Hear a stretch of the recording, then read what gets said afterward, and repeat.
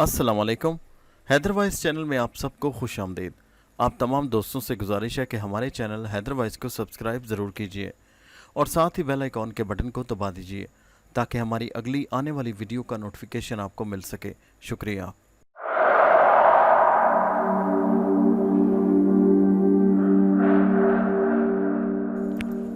पेशे खिदमत है कहानी घाव का चौथा हिस्सा। मैं रशीदुद्दीन और नवाब साहब को छोड़कर बाहर निकल आया।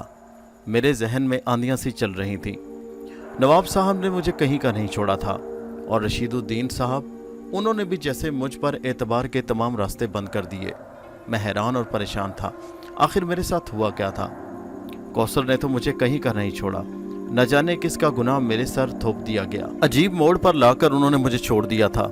मेरे खुदाया, अब मैं कहाँ जाऊं, कहाँ पनाह तलाश करूं, कुछ समझ नहीं आ रही थी। सारा दिन इधर उधर फिरता रहा। एक होटल से खाना खाया और फिर सोचने लगा कि रात कहाँ बसर की जाए। अगर तो मैं किसी होटल में ठहरता हूँ तो जो जमा पूंजी है वो भी ख़त्म हो जाएगी, इसलिए बेहतर है रात रेलवे स्टेशन पर गुजारी जाए। यही सोचकर मैं रेलवे स्टेशन पर आ गया।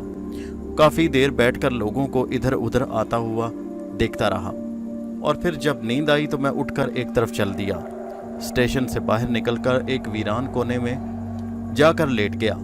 इधर उधर और भी बहुत से लोग पड़े हुए थे। न जाने किस वक्त ट्रेन की विसल से मेरी आंख खुल गई। मैंने देखा कि रेलवे स्टेशन पर चहल पहल जारी थी। सुबह का हल्का हल्का उजाला फैल रहा था। एक ट्रेन प्लेटफॉर्म पर खड़ी थी, शायद कहीं जाने को तैयार थी। मैं कुछ देर सोचता रहा और फिर सोचे समझे बगैर ट्रेन में चढ़ गया। ट्रेन तकरीबन खाली थी, इतने ज्यादा लोग नहीं थे। मैं भी एक सीट पर दुबक कर बैठ गया। फिर ट्रेन आहिस्ता आहिस्ता चलने लगी। ट्रेन अपनी पूरी रफ्तार में आ गई और ट्रेन न जाने कितनी देर चलती रही। अब कुछ मुसाफिर उसमें दाखिल हो चुके थे। कुछ मुसाफिरों की बातों से पता चला कि ट्रेन पंजाब जा रही थी। मेरे पास मौजूद पैसे आहिस्ता आहिस्ता ख़त्म हो रहे थे और मुझे उन्हें बचाना था, इसलिए मैंने ट्रेन का टिकट भी नहीं लिया। अगर टिकट चेकर आ जाता तो मैं उसे क्या जवाब देता। मुझे पैसों की अशद ज़रूरत थी, इसलिए मैंने सोचा किसी गुमनाम रेलवे स्टेशन पर उतर जाऊं। ऐसा ना हो कि अगर टिकट चेकर आ जाए तो खामखा में पैसे चले जाएं। वैसे भी कई लोग बगैर टिकट के सवार होते थे। फिर ट्रेन एक ऐसे रेलवे स्टेशन पर रुक गई जहां पर चहल पहल नजर नहीं आ रही थी। छोटा सा रेलवे स्टेशन था, गालिबन किसी कस्बे या गांव का था। मैं चुपके से वहां उतर गया। रेलवे स्टेशन इतना मसरूफ नहीं था कि वहां पर रेलगाड़ी रुकती। शायद कोई और वजह थी, या सिग्नल डाउन नहीं था या कोई और वजह थी। मैं उतरा और रेलवे स्टेशन की बिल्डिंग तकरीबन वीरान नजर आ रही थी। बाहर स्टेशन मास्टर झंडी पकड़े खड़ा था। मैं मुखालिफ सिमत की तरफ चल पड़ा। उसने समझा शायद कोई मुसाफिर ट्रेन से उतरा है और फिर दोबारा डिब्बे में सवार हो जाएगा। अक्सर ऐसा होता है कि लोग जहां भी ट्रेन रुकती है डिब्बे से नीचे उतर जाते हैं और इधर उधर चहल पहल करने लगते हैं। मगर मैं आहिस्ता आहिस्ता निकलता हुआ रेलवे स्टेशन की बिल्डिंग से बाहर आ गया। दोपहर का वक्त था। मेरे स्टेशन से ट्रेन की लाइन के साथ साथ आगे की तरफ बढ़ने लगा। आगे कच्ची पगडंडी का रास्ता एक तरफ जा रहा था। मुझे महसूस हुआ शायद आगे कोई छोटा सा कस्बा या गांव है। दोपहर के वक्त होने की वजह से मौसम में इतनी शिद्दत नहीं थी क्योंकि गर्मियों का इख्तिताम था। मैं पगडंडी पर चलने लगा। दूर दूर तक हरे भरे खेत नजर आ रहे थे और खेतों में कहीं कहीं लोग काम करते हुए दिखाई दे रहे थे। ट्रैक्टर का जमाना आम नहीं था, इसलिए लोग पुराने हल अपने खेतों में हल चला रहे थे। यहाँ मेरा उतरने का मकसद क्या था मुझे मालूम तो नहीं था, मगर किसी शहर में जाकर क्या करता। शहर में जिंदगी गुजारने के लिए रुपयों की जरूरत थी और मेरे पास नौकरी थी ना रुपए।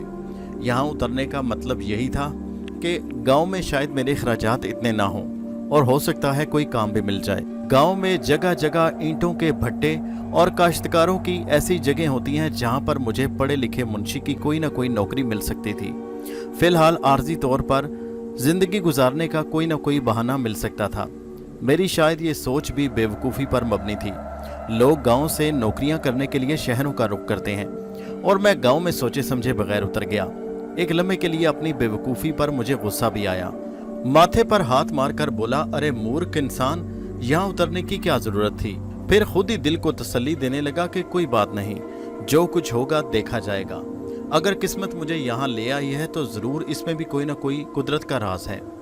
मैं पगडंडी पर आहिस्ता आहिस्ता आगे बढ़ने लगा। काफी दूर तक चलता चला आया। चलते चलते मैं थक चुका था। एक दरख्त के नीचे बैठकर सांस दुरुस्त करने लगा। दूर से एक आदमी कंधे पर बेलचा नमा कोई चीज उठाए तहमद बांधे आता हुआ दिखाई दी। कोई सरदार जी थे।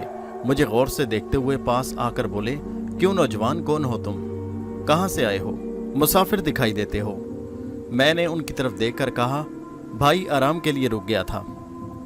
अरे मगर किससे मिलना है, जा कहाँ रहे हो, इस गांव के तो नहीं लगते। नहीं भैया, मैं दूसरे गांव से आया हूँ, नौकरी की तलाश में हूँ।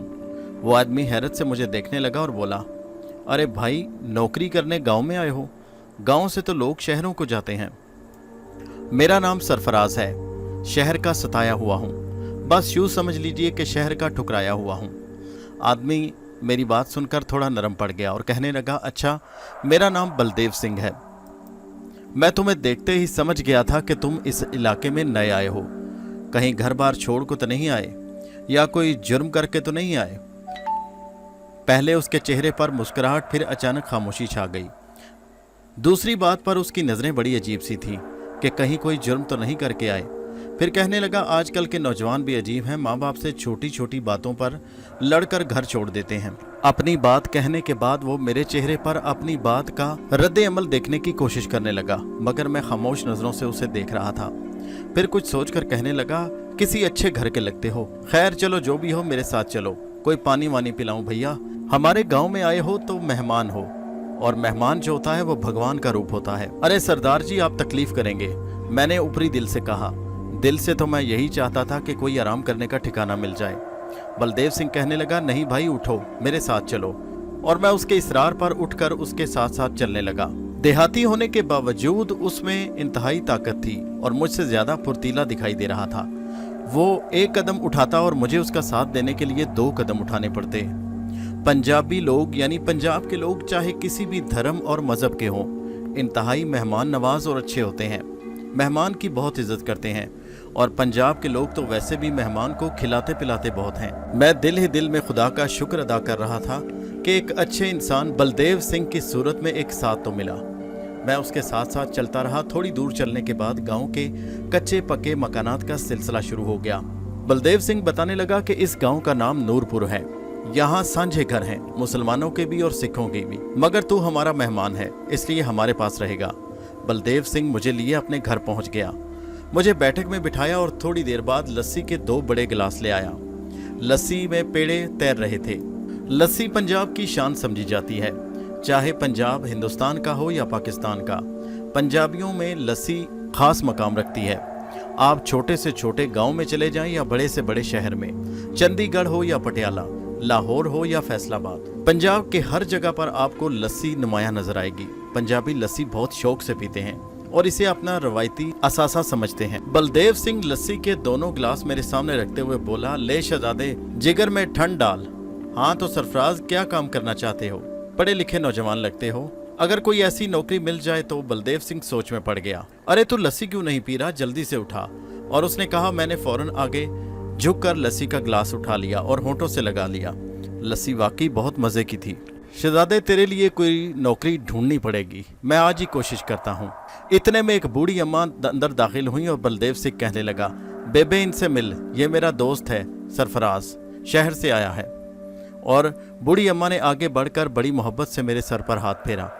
उन लोगों की मोहब्बत देखकर मैं दिल ही दिल में सोचने लगा, कितने प्यार करने वाले लोग हैं। अम्मा मुझे प्यार और मोहब्बत और दुआएं देकर बाहर निकल गई। बलदेव से कहने लगा, हमारे गांव में ठाकुरों के घर हैं, रणवीर सिंह हमारे गांव का मुखिया है, मैं बात करूंगा उससे, अगर तुझे नौकरी उसके यहाँ मिल जाए। उसके डेरे पर बहुत से लोग काम करते हैं, काफ़ी बड़ी जायदाद ज़मीन है उसकी, इतनी ज़मीनें हैं कि बस क्या बताऊं। इतनी सारी ज़मीनों में उसका अनाज उगता है और फिर शहरों को जाता है, बहुत बड़ा कारोबार है उसका। मैंने कहा, मैं तुम्हारा शुक्रिया अदा करता हूँ बलदेव। अरे भाई शुक्रिया किस बात का इंसान के काम आना ही असली धर्म है। लेकिन फिर भी बलदेव बाबू, आपने मुझ पर इतना भरोसा किया, आप मुझे अपने साथ अपने घर ले आए। अरे नहीं यार, तुम मुझे लगता है किसी अच्छे घराने का है। वैसे सच बताओ, घर क्यों छोड़ा, कोई लड़की वड़की का चक्कर तो नहीं? नहीं बलदेव, ऐसी तो कोई बात नहीं। अरे यार तू शहजादे मनमोहना और सोना इतना है कि ज़रूर कोई लड़की का चक्कर लगता है। मैंने कहा, नहीं बलदेव, अगर ऐसी बात होती तो मैं तुमसे कभी नहीं छुपाता। मैंने उसे टालते हुए कहा। दिल के जख्म फिर हरे होने लगे। अभी तो नवाब साहब कौसर और रशीदुद्दीन साहब का दिया हुआ जख्म ताज़ा था। बलदेव सिंह के घर उसकी बूढ़ी माँ और उसका एक छोटा भाई था। बलदेव सिंह ने शादी नहीं की थी। उसके घर रहते हुए मुझे दूसरा दिन था। इतनी मोहब्बत, इतना प्यार कि मैं शर्मसार हो गया। अगले दिन उसने मुझे ठाकुर के पास ले जाने का वादा किया और फिर वाकई अगले दिन वो मुझे शाम के वक्त लेकर हवेली चल पड़ा। बहुत बड़ी और पुराने तर्ज की हवेली थी। लगता था ठाकुर के पुरखों ने बनाई थी। हवेली की इतनी शान बान देखकर मैं हैरान रह गया। ठाकुर रणवीर सिंह वाकई एक ठाकुर लगता था। इस पूरे गांव का मुखिया था और बलदेव सिंह ने उसकी बहुत तारीफ की थी। बलदेव सिंह उसके सामने खड़ा हो गया और कहने लगा, ठाकुर साहब ये अपना यार है, सरफराज नाम है इसका, पढ़ा लिखा नौजवान है और नौकरी की तलाश में है। शहर के हंगामों से घबरा कर गाँव आया है। ठाकुर रणवीर सिंह ने मुझे अजीब सी नजरों से देखते हुए कहा, बलदेव सिंह बात तो तेरी ठीक है, मगर तू इसे जानता कैसे है? ठाकुर साहब ये शहर में रहता है और मैं शहर जाता रहता हूँ, वहीं इसकी और मेरी दोस्ती हुई। शहर में इसका काम काज नहीं है, मैं इसे अपने साथ गांव ले आया। ठाकुर बदस्तूर मुझे घूर रहा था। अच्छा तो तेरे एतमाद का आदमी है ना, तेरे भरोसे का है ना?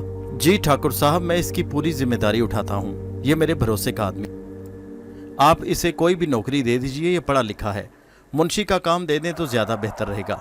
हिसाब किताब, मेरा मतलब है ये लिखत पढ़त में बहुत माहिर है। अच्छा ठीक है, तो इसको तुम्हारे जिम्मेदारी पर मैं नौकरी दे देता हूँ। हाँ ठाकुर साहब, इसमें कोई ऐसी बात नहीं, ये मेरा जानने वाला है और आप इसकी शक्लो सूरत देखिए, ये निहायत शरीफ घराने का लगता है। ठाकुर साहब फिर मेरी तरफ देखकर अपनी मूँछों को ताव देते हुए बोले, हाँ लगता तो है, मगर फिर भी बलदेव सिंह, ऐसे किसी अनजान आदमी पर भरोसा करना ठीक नहीं। बलदेव सिंह फिर कहने लगा, ठाकुर साहब ये मेरे लिए अनजान नहीं, मैं इसे काफ़ी अरसे से जानता हूँ, इसीलिए अपने साथ शहर से गाँव लाया हूँ। अच्छा ठीक है बलदेव सिंह, मुझे तुम पर एतमाद है। फिर ठाकुर साहब ने किसी को आवाज़ दी, ऊंची आवाज़ में बोले, मुंशी जी और मुंशी जी। और थोड़ी देर बाद एक बुजुर्ग सा आदमी सर पर टोपी पहने अंदर दाखिल हुआ और ठाकुर साहब के सामने हाथ बांधकर खड़ा हो गया। मुंशी जी, इस नौजवान को अपने साथ रख लीजिए, ये शहर से आया है और पढ़ा लिखा है, ये आपकी हिसाब किताब में मदद करेगा। वैसे भी आप बहुत बूढ़े हो गए हैं और अक्सर हिसाब किताब में आपसे गलती हो जाती है और भूल चूक भी हो जाती है। ठीक है सरफराज, अब तुम जाओ, तुम्हारी रिहाइश का मैं बंदोबस्त किए देता हूँ। मुंशी जी आप अपने साथ वाला कमरा इसके लिए खुलवा दीजिए। तुम वही रहना, तुम्हें तुम्हारी ज़रूरत के मुताबिक वहाँ मुलाजमा भी मिलेगी जो तुम्हें खाना और हर चीज़ वक्त पर मुहैया कर देगी। और हाँ, तुम्हारी तनख्वाह 2000 रुपये महीने की होगी। मैंने उनकी बात सुनकर खुशी से कहा, बहुत बहुत शुक्रिया ठाकुर साहब। बलदेव सिंह के चेहरे पर फैलने वाली खुशी देखने लायक थी। ऐसा महसूस हो रहा था जैसे नौकरी नहीं बल्कि बलदेव सिंह को मिल गई हो। अब तुम जाओ और कल सुबह आ जाना, मुंशी साहब तुम्हें काम सिखा देंगे। बलदेव सिंह ने ठाकुर साहब का शुक्रिया अदा किया और हम दोनों हवेली से बाहर निकल आए। बलदेव सिंह ने बाहर निकलते ही मुझे मुबारकबाद दी और मैं उसका शुक्रिया अदा करने लगा। तुमने मुझ पर बहुत बड़ा एहसान किया बलदेव सिंह। अरे यार, एहसान कैसा, यार भी कहता है और फिर एहसान। दोस्ती का हक अदा करना तो ज़रूरी है। बलदेव सिंह की माँ भी मुझे बेटा कहती थी और मैं अपनी माँ की तरह उनकी इज्जत करता था। बहुत मोहब्बत करने वाले सीधे साधे लोग थे। गांव की जिंदगी मुझे बहुत भा गई। मैं अक्सर शिकार की वजह से जंगलों और वीरानों में भटकता रहता, इसलिए ये गांव मुझे बहुत पसंद आया। इसके आसपास दूर दूर तक खुली ज़मीनें और वीराना था और ठाकुर साहब की हवेली में काम करते मुझे शिकार का शौक़ भी पूरा हो सकता था, क्योंकि मुझे पता चला कि ठाकुर साहब भी शिकार के शौकीन थे। अगले दिन से मैंने ठाकुर साहब की हवेली जाना शुरू कर दिया। मुंशी साहब मुझे ज़ोरों शोर से काम समझाने लगे। वो बहुत अच्छे इंसान थे। ठाकुर साहब की बहुत सी ज़मीनें थीं जिनसे अनाज शहर बैलगाड़ियों पर लाद कर करीबी कस्बों और गांव और शहरों में ले जाना होता, और इसका सारा हिसाब किताब मुंशी साहब ने मुझे समझाना शुरू कर दिया। मुंशी साहब, जिनका नाम सुल्तान मोहम्मद था, इस गांव में सिख और मुसलमान मिलजुल कर मोहब्बत से रहते थे। मुझे वहाँ रहते हुए 1 महीने से ज़्यादा टाइम गुजर गया और फिर ठाकुर साहब मुझ पर बेहद एतमाद करने लगे। मगर रशीदुद्दीन और नवाब साहब का तजुर्बा मेरे लिए बड़ा तोहफा था, इसलिए मैं ठाकुर साहब की तमाम मेहरबानियों के बावजूद उनके और अपने दरमियान एक फ़ासला रखना चाहता था। ठाकुर साहब मुझे बहुत इज्जत और एहतराम देने लगे। वो मेरी ईमानदारी और सच्चाई से बहुत खुश थे। मुझे लगता था कि उन्होंने दर पर्दा मेरा इम्तिहान भी लिया, मगर मुझे उन्होंने ईमानदार पाया। इसकी वजह से वो बहुत खुश थे। ठाकुर साहब की एक बेटी भी थी जिसका नाम परमजीत कौर था। अक्सर जब मैं हिसाब किताब देने हवेली जाता तो वो मुझे हवेली में नजर आती। इंतहाई सादा लिबास पहने अच्छी और तहजीब याफ्ता लड़की दिखाई देती। अक्सर औकात खामोश नज़रों से मुझे देखती। मैं ठाकुर साहब के पास जाता और उन्हें सारा हिसाब किताब समझाकर वापस आ जाता। हिसाब किताब के लिए रोज़ नहीं जाना पड़ता था, हफ्ते या 2 हफ्ते के बाद मेरी ड्यूटी होती। मगर वैसे भी इस दौरान किसी छोटे मोटे काम के लिए मुझे उनके पास जाना पड़ता। मसलन शहर से क्या मंगवाना, क्या भेजना होता, वहाँ से चीज़ों का हिसाब किताब, ज़मीनों और खेतों के लिए किसी चीज़ की ज़रूरत या मुलाजमीन के लिए किसी चीज़ की ज़रूरत, अक्सर कामों के लिए ठाकुर साहब से मेरा वास्ता रहता। एक बार ऐसी ही दोपहर थी। मुझे ज़रूरी काम के सिलसिले में ठाकुर साहब के पास जाना था। ठाकुर साहब के पास बताना था कि खेतों के लिए बीजों का ज़ख़ीरा बहुत थोड़ा रह गया था। उसके लिए उन्हें आगाह करना था कि जल्द अज जल्द शहर से बीज मंगवा लिए जाएं। जब हवेली पहुंचा तो पता चला कि ठाकुर साहब हवेली में नहीं थे। मुलाजिम मुझे कहने लगा, मुंशी साहब आप बैठिए, ठाकुर साहब आज सुबह से शहर गए हुए हैं, उन्हें कुछ ज़रूरी काम था, लेकिन अब तक आने वाले होंगे। मैंने दिल में सोचा कि काम बहुत ज़रूरी है, इसलिए मुझे उनके आने तक इंतज़ार कर लेना चाहिए। मुलाजिम की बात दुरुस्त थी, वो भी मुझे बैठने का मशवरा दे रहा था, लिहाजा मैं वहीं बैठकर ठाकुर साहब का इंतज़ार करने लगा। अभी मुझे वहाँ बैठे थोड़ी ही देर गुजरी थी कि अचानक कमरे में परमजीत कौर दाखिल हुई और कहने लगी, अरे वाह, आज तो मुंशी साहब आए हैं। मैं उसे देखकर फौरन एहतराम से खड़ा हो गया और कहने लगा, ठकुराइन जी सलाम। अरे बैठो बैठो, आदाब मुंशी साहब, आज कैसे आना हुआ? ठकुराइन जी, ठाकुर साहब से कुछ ज़रूरी काम था। क्या वह ज़रूरी काम हमें नहीं बताया जा सकता? उसने मुस्कुराते हुए मेरी तरफ देखकर कहा और मैंने घबरा कर नज़रें नीची कर लीं। जी ठकुराइन जी, बता तो दूँ, मगर वो आपको बताने का कोई फ़ायदा नहीं। अरे क्यों फ़ायदा नहीं? क्या मैं आपके काम नहीं आ सकती मुंशी जी? मुंशी जी पर उसने ज़ोर देते हुए कहा, वो ठकुराइन जी, दरअसल बीजों का ज़ख़ीरा बहुत थोड़ा रह गया है, इसलिए मैंने ठाकुर साहब को बताना था कि शहर से बीज मंगवाने हैं। मेरी बात पर परमजीत कौर हंसकर कहने लगी, जब हमें पिताजी ने बताया कि उन्होंने एक नया मुंशी रखा है तो हमने समझा होगा कोई बूढ़ा सा, मगर जब आपको देखा तो मैं बड़ी हैरान हुई और मुझे बड़ी हंसी आई। मैं आपको अपने घर आते जाते देखती थी तो मैं बड़ी हैरानी से पूछती कि पिताजी, आपको इतना जवान मुंशी कहाँ से मिल गया? हमने तो हमेशा बूढ़े मुंशी ही देखे हैं। मैं उसकी बात सुनकर हंस पड़ा और बोला, बस ये किस्मत ने मुंशी बना दिया। अच्छा, तो पहले आप क्या थे? वो कहने लगी, कुछ नहीं जी, हम गरीबों ने पहले क्या होना था, बस एक गरीब खानदान का गरीब आदमी हूँ। शहर में धक्के खाता रहा, कभी यहाँ कभी वहाँ, फिर सोचा किसी गांव में चलकर किस्मत आजमाई जाए। अच्छा, वैसे तुम काम खूब करते हो। जब से तुम आए हो पिताजी ज़मीनों के मामलात में बहुत लापरवाह हो गए हैं, लगता है अब बहुत मुतमईन है। पहले मुंशी जी तो हर बात में भूल जाया करते थे, जिसकी वजह से कई बार नुकसान हुआ। मैंने उसके तारीफ करने पर कहा, बस आपकी इनायत है। अरे तुमने क्या ठकुराइन लगा रखी है? मेरा नाम परमजीत है, तुम मुझे परमजीत कह सकते हो। मैं घबरा कर कहने लगा, मगर ठकुराइन जी, आप हमारी मालकिन हैं, हम आपका नाम कैसे लें? अरे छोड़ो, मैं इन बातों को नहीं मानती। तुम मेरी ही उम्र के हो, मेरा नाम ले सकते हो, और वैसे भी तुम मुंशी हो, कोई मुलाजिम तो नहीं। परमजीत कौर जी, मुंशी मुलाजिम ही तो होता है। अरे अब तुमने एक बार भी लफ्ज़ कोई दोबारा कहा तो मैं, उसने एकदम से मुझे देखकर कहा, और मैंने उसी लम्हे आंखें उठाकर उसकी तरफ देखा और मैं अंदर तक लरज़ कर रह गया। मुझे अपने सामने फिर एक बार कौसर का चेहरा साफ नजर आ रहा था, मगर इस बार कौसर किसी नए रूप में थी। इस बार कौसर के रूप में एक मोहब्बत भरी निगाह मुझे देख रही थी। मैं फिर सोचने लगा, इस बार किसी नए इम्तिहान में न फंस जाऊं। परमजीत की आंखों में मेरे लिए जो पसंदीदा के जज्बात थे, उन्हें मैं साफ तौर पर बखूबी महसूस कर सकता था। परमजीत मुझे देखते हुए कहने लगी, अच्छा तुम बैठो, मैं तुम्हारे लिए लस्सी पानी का बंदोबस्त करती हूँ। नहीं ठकुराइन जी, जब मैं चलता हूँ, जब ठाकुर साहब आ जाएंगे तो मैं फिर आ जाऊँगा। अरे तुमने फिर मुझे ठकुराइन कहा, तुम ऐसे बाज नहीं आओगे, मुझे पिताजी से तुम्हारी शिकायत करनी पड़ेगी। अरे नहीं ठकुराइन जी, मेरा मतलब है परमजीत कौर जी, मैं बैठता हूँ, आप खुदा के लिए पिताजी से मेरी शिकायत मत लगाइएगा। हाँ, ये हुई ना बात, अब तुम बैठो और मैं तुम्हारे लिए लस्सी बेचती हूँ, पिताजी अभी आते ही होंगे, उसने कहा, और मजबूरन मुझे बैठना पड़ा। वो चली गई और थोड़ी देर में मुलाजिम मेरे लिए लस्सी ले आया।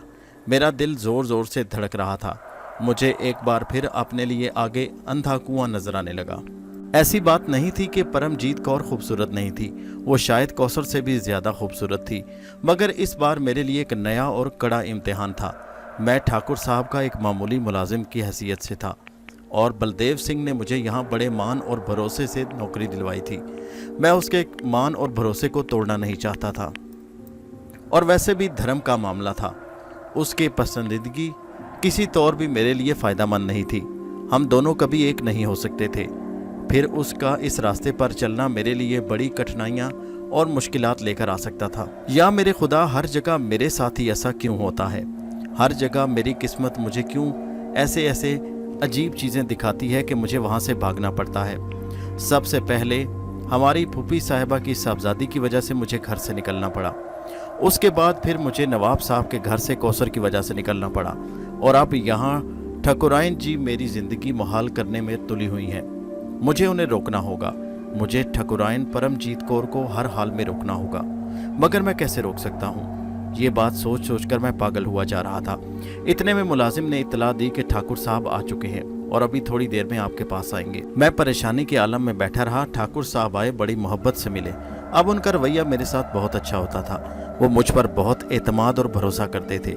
मैं उनके चेहरे की तरफ गौर से देखते हुए बोला, ठाकुर साहब, आपका एतमाद मैं किसी सूरत नहीं तोड़ूंगा।